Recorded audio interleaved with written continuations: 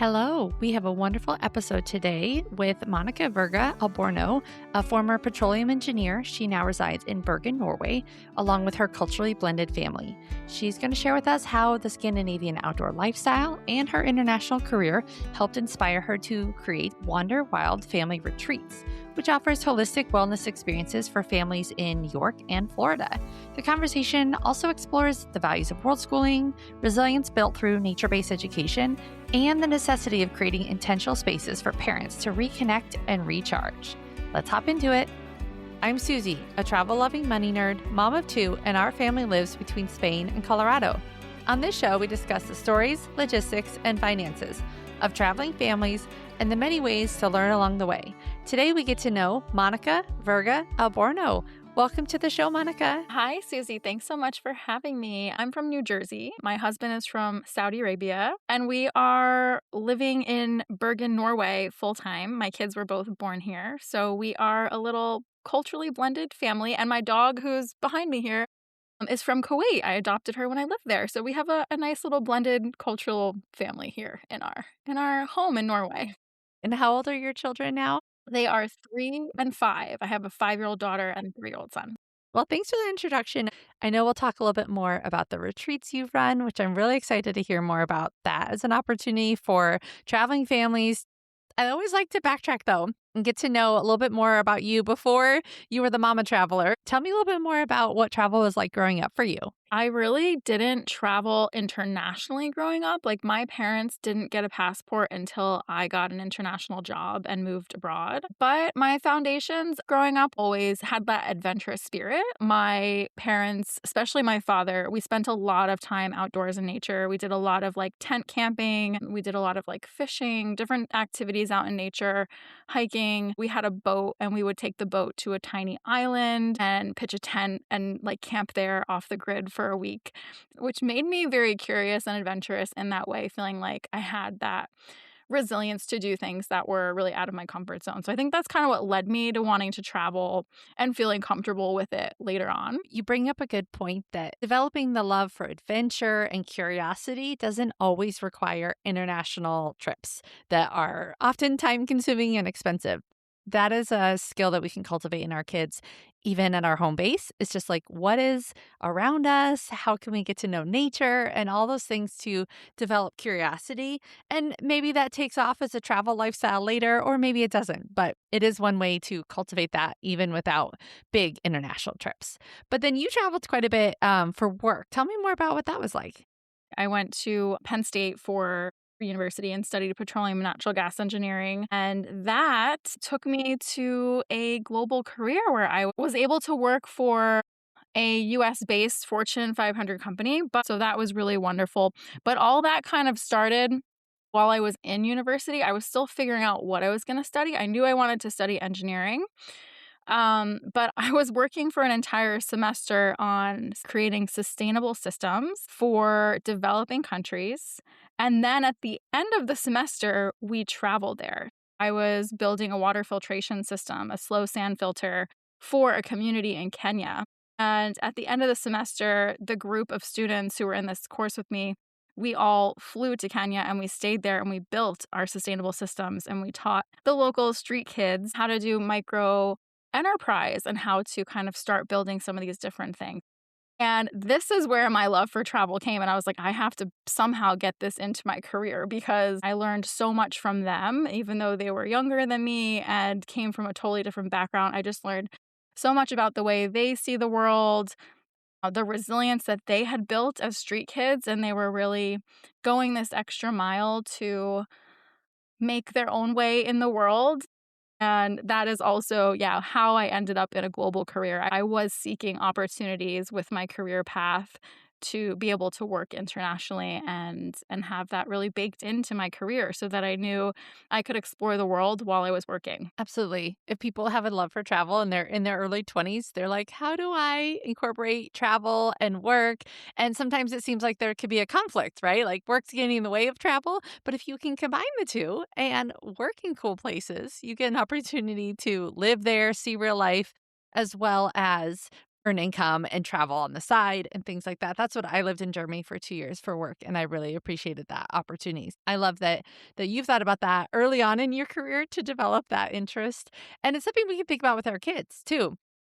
We value world schooling and these opportunities now while they're younger, but there are also opportunities as they get older that they could study in different countries and different cool things that are on the horizon, perhaps. I'd like to talk a little bit more about family travels because you with your kids, 3 and 5. Where have you guys taken trips? And has that been primarily to the US or Saudi Arabia? Do you have to visit a lot of family in these locations? Yeah, okay. My daughter was born in the middle of the pandemic, right? So we were kind of doing our own thing within Norway for a while. And that even continued when my son was really young. Yeah, we did a lot of travel within Norway. Norway is a really big country. There's a ton to explore here. And because we're not from here, we found a lot of cool road trips. Road trips are like my favorite thing to do with small kids because you can pack everything into your car and really have the comforts of home. So I really enjoy that a lot. I think my son was about 5 months when we did our first international trip, mainly to the States to see family. We did some travel, in New Jersey. We went up to Cape Cod, Massachusetts, Catskills, New York, which is where I'm hosting my retreats in these regions too. So we'll get into that. But that they were with me in tow when I was hosting these retreats for moms and kids and families.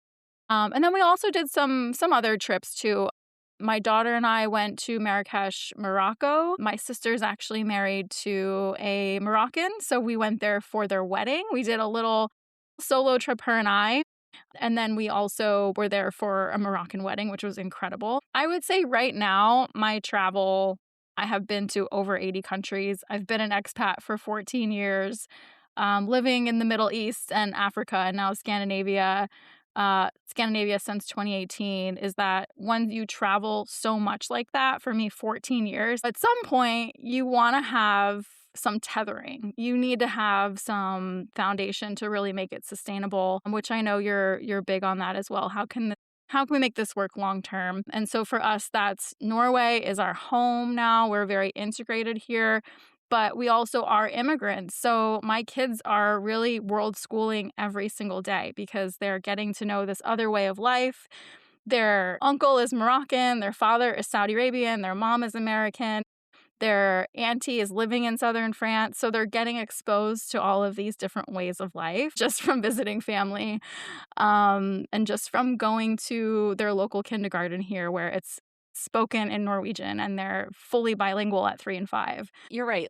The cool thing is when you are in one location for longer, you really do get to be part of that community. It feels more like home and less like traveling, but then you can incorporate different cultures and different perspectives. Tell me more about the education piece. I know you're just starting out on your schooling with your kids up in Norway. What does that look like? And then I'd love to hear about languages too. Yeah, we've been here since 2018, so we have like a residency card here. So our children have the opportunity at 1 year old to start something called Barnehage, which in Scandinavia, it's in Norway specifically. They call it like kindergarten, and it starts from 1 until you turn 6. And then at 6, you start in the grade school. A little after a year, they both started in that program. They were only learning English at home until they went there. But when we dropped them off every day, they were only speaking to them in Norwegian. They've never taken like an academic Norwegian class, but they're both like fully fluent. And they tell us all the time in these reviews at Barnehage that their level of understanding of the language and speaking it, the dialogue, the grammar is like, you can't tell that they're not from here. They just completely fit into or even excel in language. So that's pretty cool to see that they've just learned it from communicating with their friends. And how the kindergarten is here, and this is the reason we fell in love with Norway. Like, we didn't choose to come here. Our company initially moved us here after we were in sub-Saharan Africa. I wanted to start a family, and it's hard when you're living in a country where there's malaria and dengue fever and Zika and all these things that make it really high risk. So anyway, we ended up in Norway, and we really just fell in love with that simpler, slower, nature, outdoor lifestyle living. And that's exactly what their kindergarten is all about. Like, they are outside in the rain, in the snow, whatever it might be. Dropping them off this morning, they have a rain suit, a snowsuit, snow boots, rain boots. My son is still taking naps, so he naps outside in his stroller. You've probably seen some, like, social media videos before of the kids napping outside in their stroller, and he has, like, this Sub-Zero sleeping bag that goes in his stroller.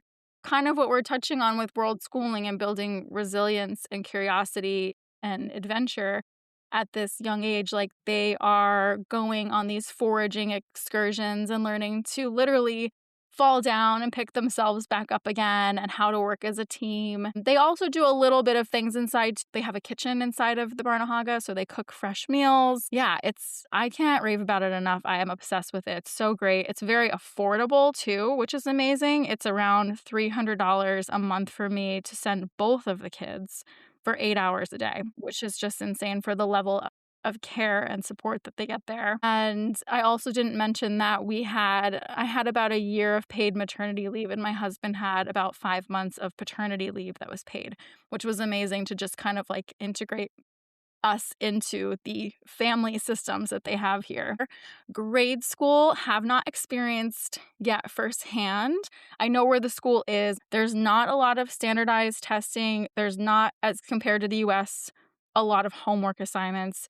There's not like a letter grade given or a number grade given, I don't think, until they get maybe almost into middle school. And it's more like individualized feedback that's like verbally given. I worked with a lot of Norwegians here, and I have to say, like, they're all brilliant. They're all very well educated from the local public school system. So I'll have to kind of report back in a couple years and see. But so far, I think that all sounds good. Mhm. Yeah. Sounds like an amazing opportunity to be outside. I would do that in a heartbeat. You mentioned your company. You and your husband both worked for this company. What has been difficult about working for a company in a different country than where you're from? Yeah. Okay. So my husband grew up in Saudi. He did get his university degree in Florida. And then we both worked for the same company in engineering that is American based, but they're global. They're over 100,000 employees in over 80 countries. We were both working in Kuwait and then a couple different places in sub-Saharan Africa for 5 years.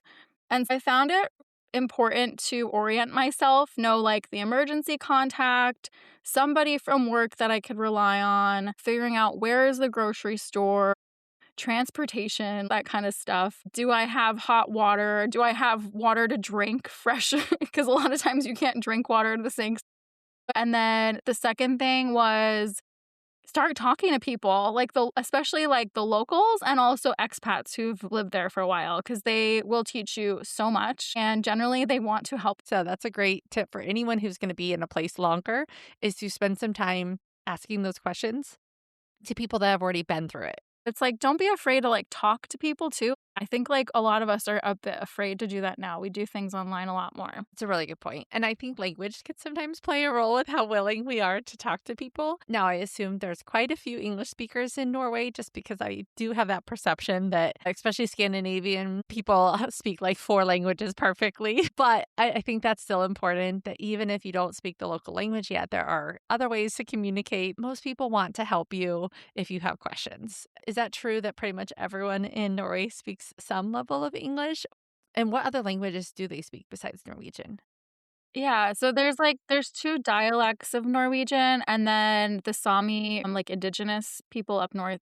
So there's Uh-huh. 3 languages. And then most of them, I mean, there's a lot of Germanic roots in Norwegian as well. So a lot of them will be able to speak a couple different languages because of that. But then they also tell me like the Danish don't understand the Norwegian and the Swedish, but I think they all kind of do a little bit, but like they say they don't. So, but yeah, they generally all speak also English, because what they tell me all the time is, oh, our population is so small that, we would only be able to communicate with just us here in this island or this country. So instead, we choose to be able to communicate with the whole world, and most people speak English. But that's been difficult for me to learn Norwegian because they are so easy to switch and they like to practice. Also, like you were saying, to just even spark up a conversation, especially for the families listening.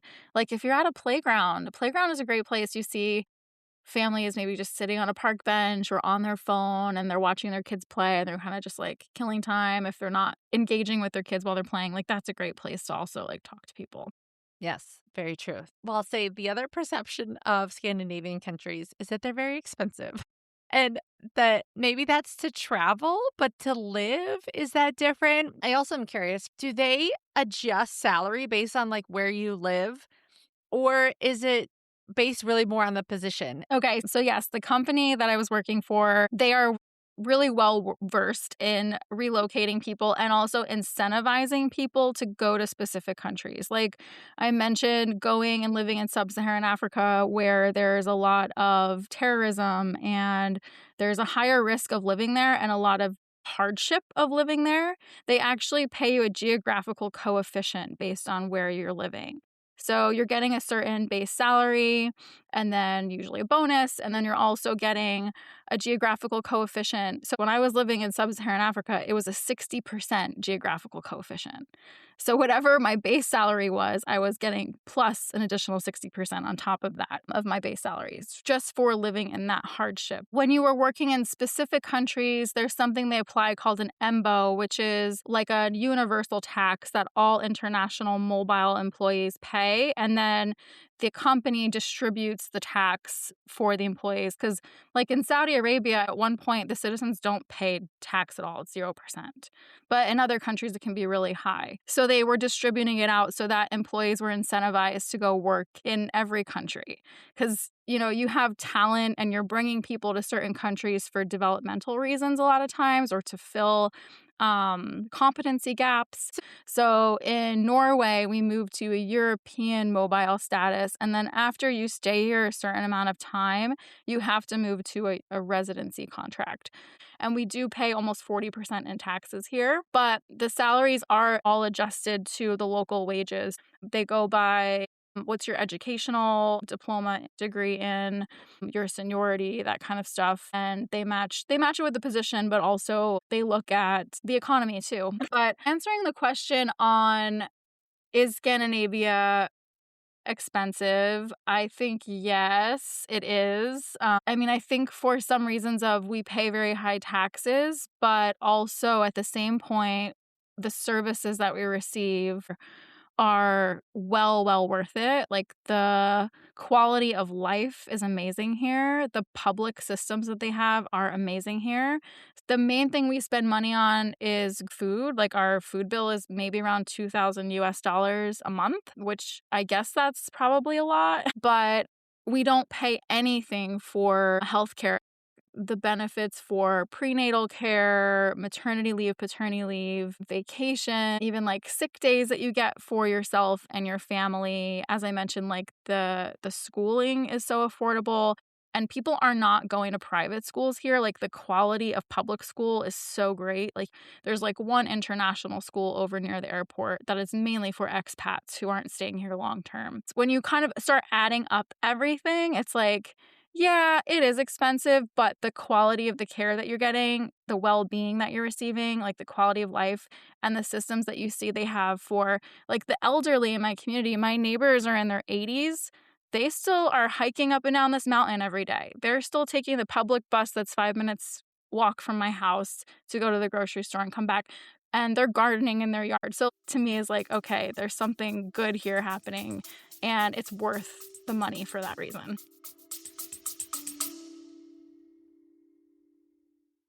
Give your family the ultimate travel tool, the gift of language. Preply's one-on-one native-speaking tutors make world schooling more immersive and fun, fitting perfectly into your busy travel schedule.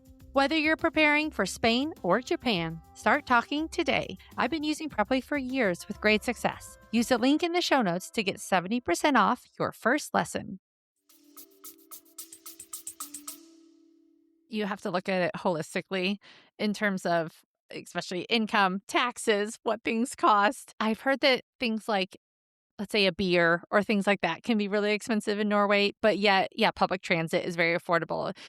Okay, the other thing, I'm breaking out all the stereotypes about Norway right now because I'm fascinated and I would love to go someday. But the winters are cold and dark. How do you survive? Is this because the lifestyle is so agreeable and it's so pleasant, like you were just describing, that it makes the winters more manageable? Or like you said, the kids get outside and so they get more used to it. How do you survive winters? Yeah, it's so wild. We're not all the way in the north. So the north gets like totally crazy. We're a little bit like on the same latitude as Oslo, but on the west coast. But even that being said, like, yeah, the hours that it's dark are pretty crazy. Right now, the sun is setting around 3 in the afternoon, and then it doesn't come up until almost 10. So you're only getting like a handful. There could be like a good, like, even months where you don't really see like a yellow sun. So that's a little bit crazy in the winter. But I think how we cope with it is a couple of things. I mean, one is that people are outdoor living no matter what the weather, and my kids are already making us do that. And then on the days where it is nice, it's like no question, like we are outside, absolutely. And there's things like fish oil is really big. Like people are having a lot of fish oil every day, spooning it or in a pill. And also citrus is really good. Like we're all craving citrus just to have that like vitamin C and omega-3 to boost your mood. And then you were just touching on it about taxes. Like alcohol is very heavily taxed. And sugar, like candy, is very heavily taxed. So anything that's like not good for your mind and body, they're going to heavily tax that so that the residents don't consume as much of it. I think it makes sense. So, talking about health and getting away and taking care of ourselves, you do a lot with these retreats that I'd love to learn more about. When did WanderWild start and how has that transition been to, I presume this is what you do more full time now?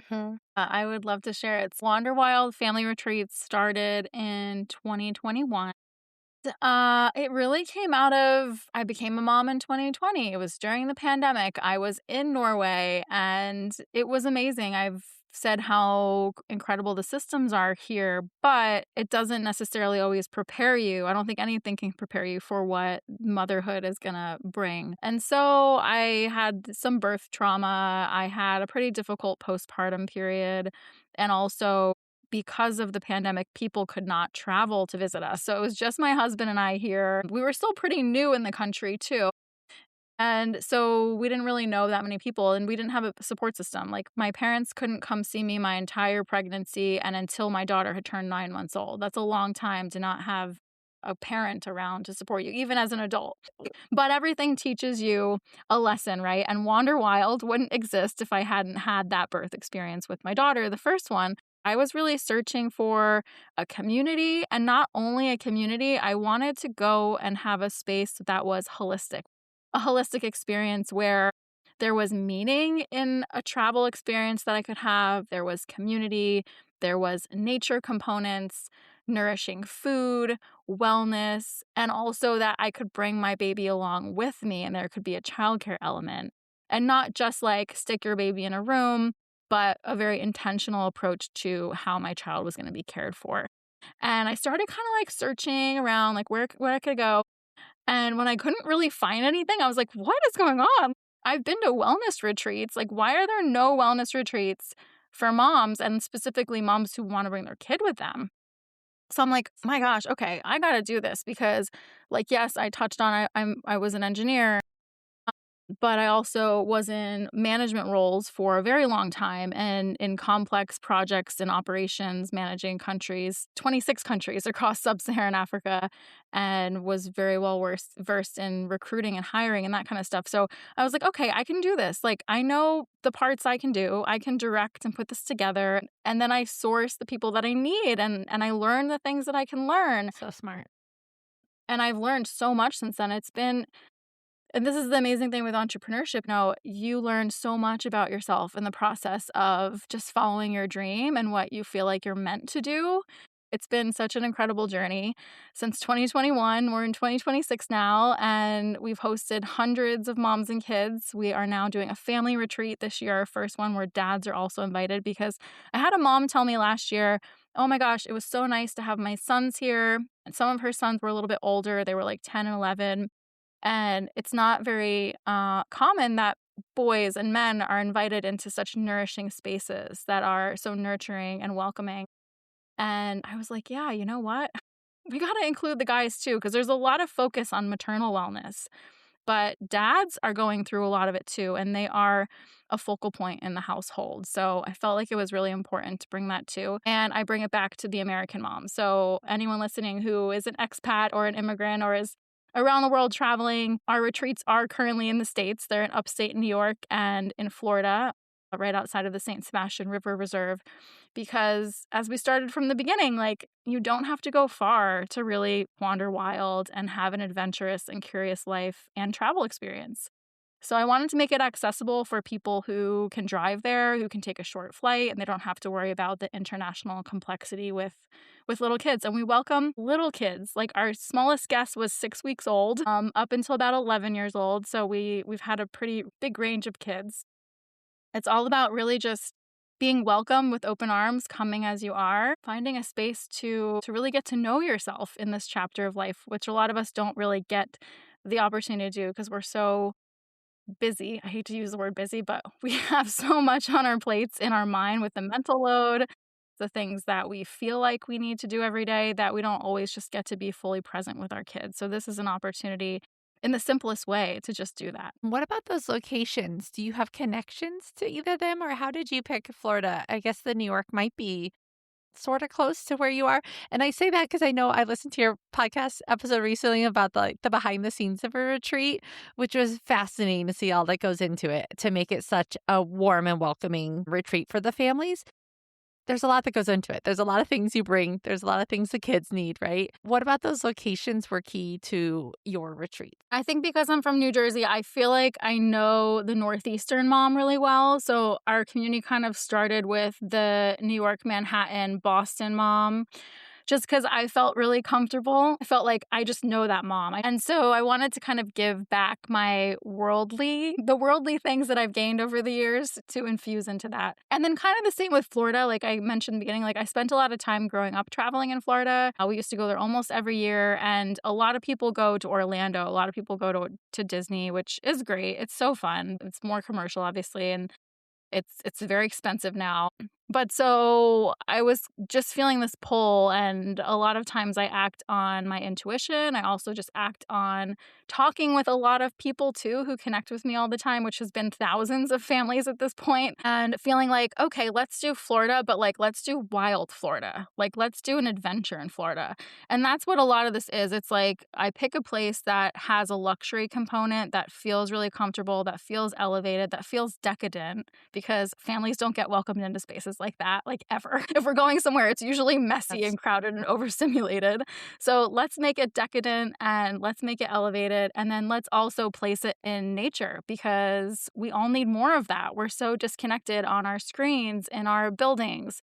We don't get to be out in the elements very much. Florida's amazing and has so much to offer as far as the flora and fauna and the wildlife and just the opportunity to really be more wild. And most of us don't ever get to experience that. So that's kind of where Florida came in.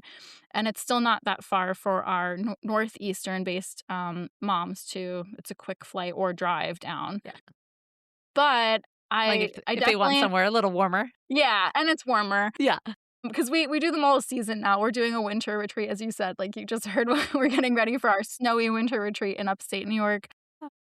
But then, yeah, we'll have this wild Florida retreat over Easter weekend, where we still have spots left if people listening are interested. And then we have a summer one in Hudson Valley, New York as well, with the pool open. And there's a pond. And this winter, we're going on a goat therapy walk. So we always like to add some like animal components, some also ways to give back to the local community. So it's a goat sanctuary we're visiting and donating to. What does a typical day look like? So a typical day at a retreat, we start out the day with breakfast. Everything is whole foods, and it's developed by our private chef, especially in the Hudson Valley. We have a different chef for Florida, but in Hudson Valley, she is mom to a picky eater, and she also owns her own cafe called Chakra Bowls. And so her food is so incredible. I love going just for the food, but she knows what to cook that kids love that are also whole foods with a conscious twist. So it's very communal. We have these 2 beautiful kitchens. It's 2 villas on this property estate. And then it starts with, after that, some movement for the moms, and the kids go off and do a childcare program. So the movement for the moms, usually they're doing something that's giving them fire and power and confidence again. In the winter as well, we do some slower moving, longer holds, some yin. Kind of depends on the season and what we're feeling into, but really just what moms need. And the kids go off and they're doing kind of like I mentioned my kids do here, a little bit of a forest school inspired Montessori program that's very self-led in nature.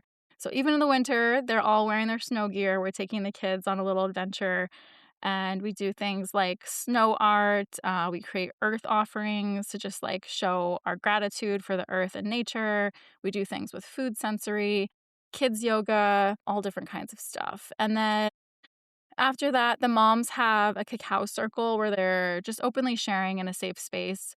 And after the kids program and the moms program, everybody meets up together. We have a beautiful lunch on most days all together.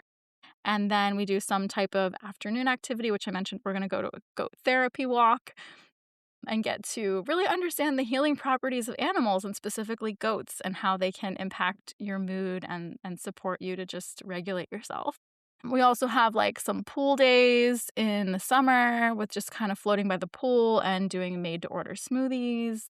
And then in the evenings, we have a communal dinner. It's more of a grazing style, almost if you were at a cocktail hour at a wedding, has kind of some wedding vibe elements. My sister's a wedding planner, so my very first time running a retreat, I was like, I want this to feel decadent and beautiful and luxurious for moms because they don't get that. So 2 people from her team actually came with me the first time and helped me pick out the decor and the styling. But some of those elements from, also practical because we don't want stuff that's going to break. So everything is, kid proofed that we have.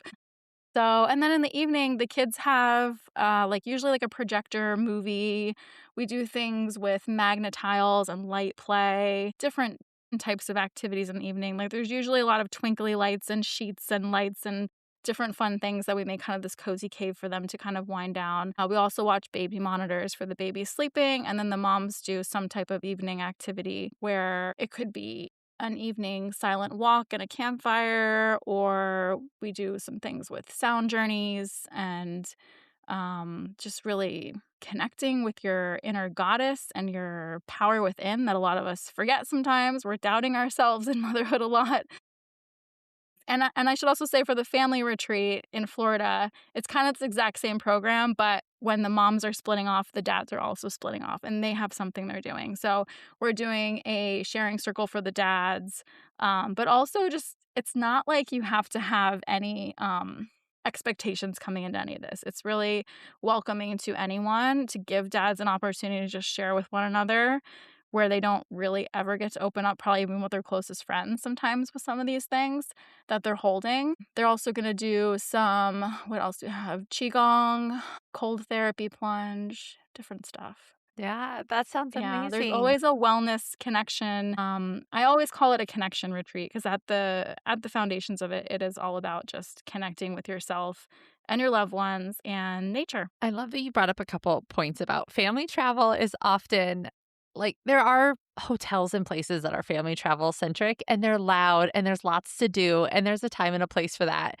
But your goal is to more relax and connect and then give intentional time where the kids are off doing their thing, parents get to do their thing. But obviously, there's also very much an element where all the families are together.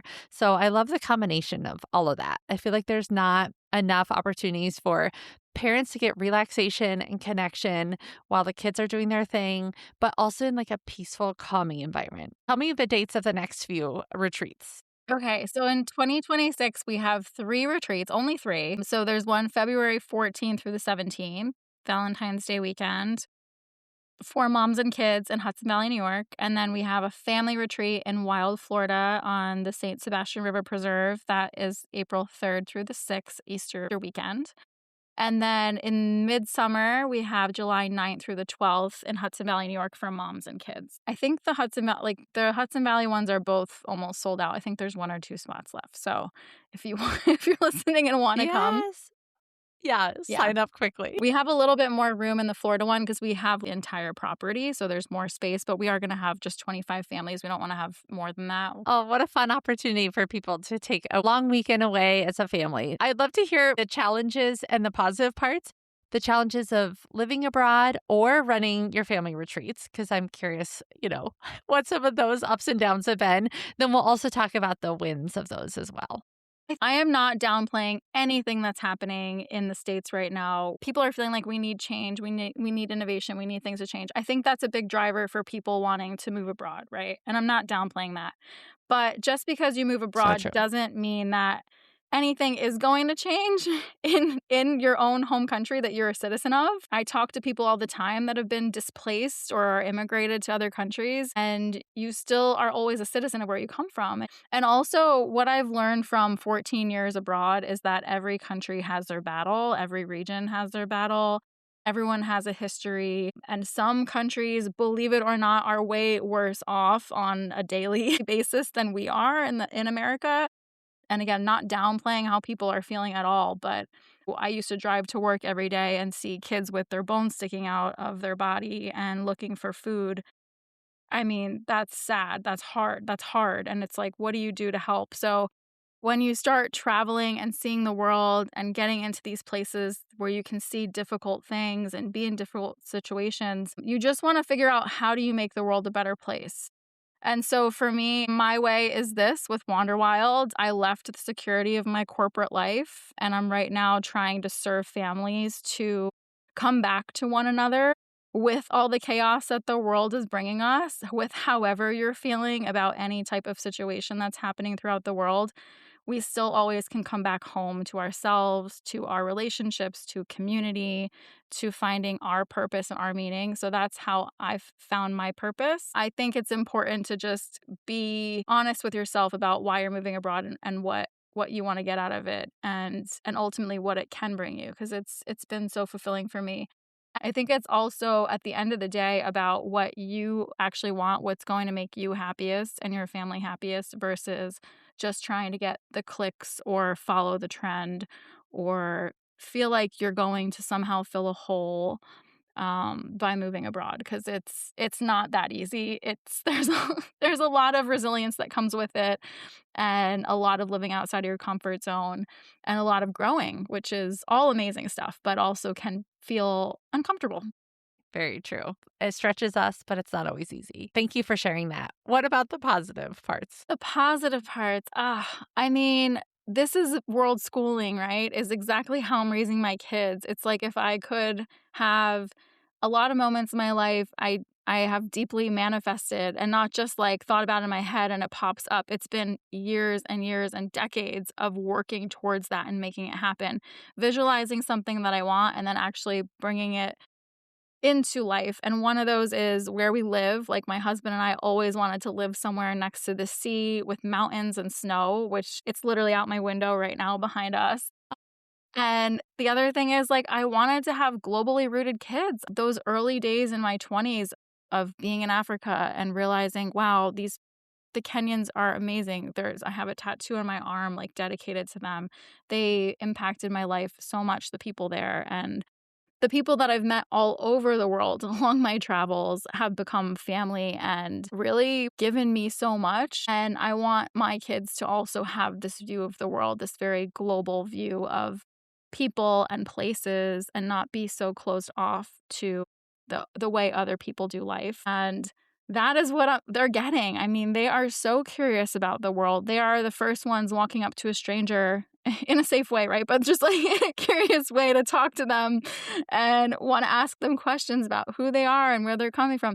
They're excited to travel when I say, hey, we have some travel coming up in 2026 to a new country. They're so excited about it. They're both very resilient. They're intellectually really curious. And if I can keep that going and all of these other world schooling elements, I just think, yeah, I mean, that's the huge positive for me. And I don't know if we would get that anywhere else for our family. Like, this just seems like the right journey for our family. So that's my big win. It's such a cool opportunity for you and your family. This is great. But before we wrap up, I always like to do the lightning round, because we get to find some interesting trivia about you. What is the best or worst food that you've ever tried? My sister and I did this guided backpacking trip through Zambia, Zimbabwe, South Africa a long time ago before I had kids. And we did a homestay one night where they made dinner. They made like a fried cricket type situation. And so that was very crunchy. And yeah. What is one item that you cannot travel without? I can't go anywhere without a foldable stroller. Like when I discovered, if anyone knows Yo-Yo, like I just am obsessed with Yo-Yo. There's a lot of other brands out there, but anything that's foldable that you can bring in the airplane with you and you don't have to drop off at security. Sure. With stuff and the kids, it's so nice to have strollers, especially in airports. And if you could teleport to one place right now, where would you go? Ooh, so I've been craving so far in 2026 more me time. This like is something that's very unknown to me that anyone knows me. That last couple of years, I've been a pretty hot mess, and I'm really calling in this year to be selfish. And so for that reason, I would want to teleport back to where I had my honeymoon in French Polynesia in Bora Bora. Bora Bora is somewhere that you can go and really just sit in your beautiful little overwater bungalow, get a nice spa treatment, eat really fresh fish out of the water. Like those days were amazing because I got movement, nourishing food, I got a little bit of wellness, I got to sleep really well, and it was so luxurious. That sounds delightful, though. And I see you've brought in some of those elements of what makes it relaxing for you when you get you time, me time, into your retreats. There's some element of movement and activity and community and wellness and relaxation. Yeah. Where can people learn more about you and about your retreats? I know you have your podcast, your website. Tell us where people can find you. So you can go to WanderWildFamilyRetreats.com and learn more. And then I also have a podcast called the WanderWild podcast, all about just living in wonderment and exploring the world on the daily in between your travel experiences. I love it. I really enjoyed many of your episodes. The ones talking about the retreats, but also just about your experiences and family life and living in Norway. I'll make sure to link all that in the show notes. Thank you so much for having me. That's a wrap on today's episode. If you enjoyed it, please do me a huge favor and tell a friend or traveling family about the show. And hey, don't miss out on bonus content, behind the scenes, and more on Instagram, Facebook, or Substack. Thanks for tuning in. Go send this episode to a friend. See you next time.